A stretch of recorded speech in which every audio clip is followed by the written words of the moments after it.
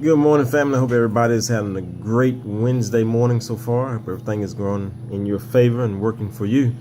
I want to share something with you really quick. I had a great conversation with a young man who's from Mexico, one of my Mexican brothers. Name is Juan. We chit-chatted probably around lunchtime yesterday about a few things that's inspiring for both of us in life, and one of the things that he brought up was family. You never know what someone is going through or have been through in their life unless you really sit down and just really listen to them, or you actually walk in their shoes.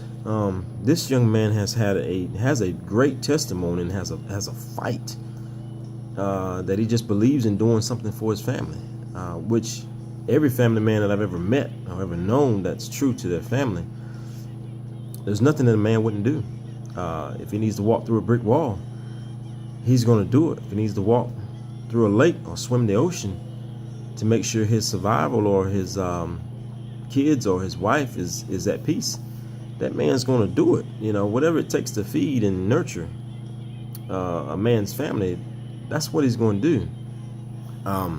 We talked about unity, which is what One Blood is all about, and it's just a shame that some of the things that he's witnessing here in America, I feel like anyway, because of what we don't know, but we're quick to pass judgment on, and I just feel burdened by that and saddened by it, because simple fact, it's something that we just really don't know.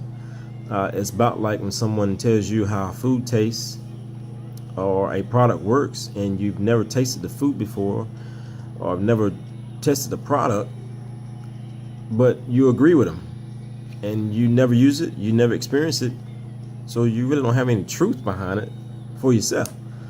Is the way I look at the way we treat different ethnic backgrounds across the board in America. To me, that's a form of hate, and that's something that we can fix. It might be a slow process, but I think it's something that we can do. It's one thing I know for sure: you can choose who you love, but you can't choose who God loves. For he said he come and he so loved the world. That's everybody that's in the world. That's not just one ethnic background. That's not one race. That's not one individual. That's everybody. So you can choose all day long who you love and who you desire to love, but you can't choose who God loves. And if you're affiliated with him in any kind of way or any sort of way, you gotta jump on a bandwagon and continue loving and discredit the hate. I'm going to start a Periscope videoing that's off of Twitter on Mondays, and we'll be discussing issues like this. One of the questions was why was he hated so much for doing something for his family? Now, I guarantee you, in my life, I've not done everything right to gain for my family. I did the best that I could do it, and I did what I thought was right, and I did what I knew I could do to feed my family, but it wasn't always the best decision or the best thing to do to make it happen for him. But the key is I made it happen. Same thing this young man is doing, and we can fix that. We can do something a whole lot more different than what our elders have done in the past to free people from their pain.